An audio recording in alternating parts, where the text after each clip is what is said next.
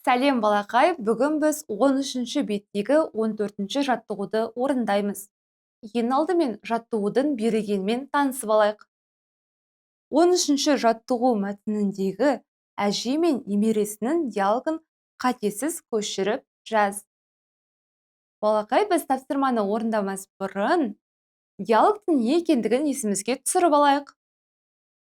Диалог дегеніміз не? Дұрыс айтасың. Екі немесе одан да көп адамдардың сөйлесуі, сұрақ қойып жауап алмасуы. Есімізге түсіріп алдық, ендеше жаттығуымызды орындап бастаймыз. Өзімізге көшіргенге ыңғайлы болу үшін мәтіндегі диалогты мына жерге қойып алған болатынбыз. Ендеше жазуды бастайық. Әже, аспанға кім түтін жіберді? Бұлт қой ол, түтін емес. Жоқ, түтін. Өзіңіз дұрыстап қарасаңызшы.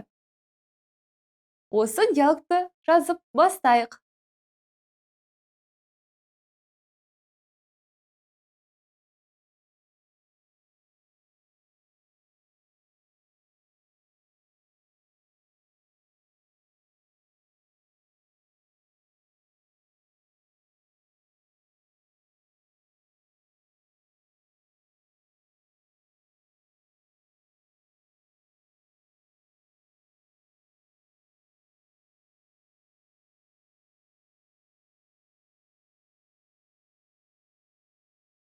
Жазып болдық па?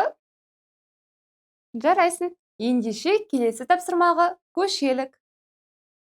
Диалогты өздерін ауызша жалғастырыңдар. Балақай, бізге бұл диалогты әрі қарай өз бетімізбен жалғастыруымыз қажет екен. Балақай, сен бұл диалогты қалай жалғастыратын едің? Ендеше мен саған көмектесейін. Әжесі бұлай айтсын. Қызым, бұл шарбы бұлттар. Жазып алайық.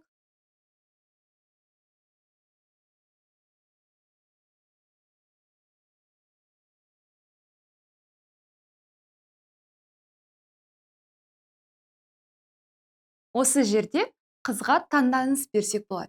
Яғни, шарбы бұлттар, ол не? Деп сұрақ қойсын.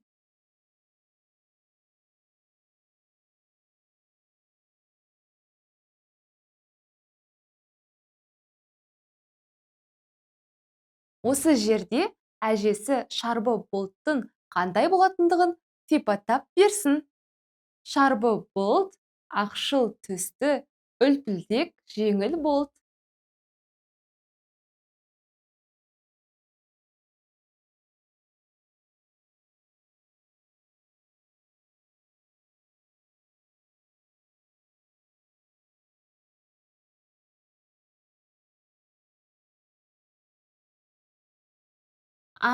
Солай ма? Мен білмеппін деп айының сөзін жалғастырсақ болады.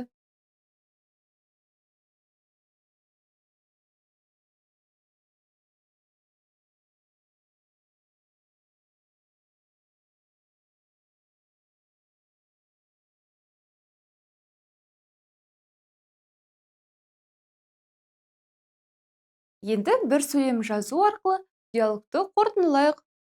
Әжесінің сөзі: ақылдым сол, өскенде барлығын түсініп білетін боласың. Жазып алайық.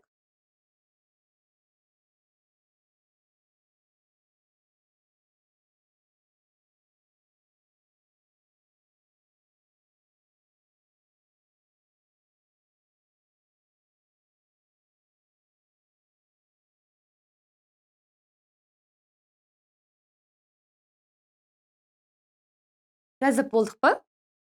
Жарайсың. Балақай, біз бүгінгі сабақта мәтіннен диалогты тауып, және сол диалогты әрі қарай жалғастыра алдық. Бүгінге сабағымыз аяқталды. Келесі сабақта кездескенше сау бол.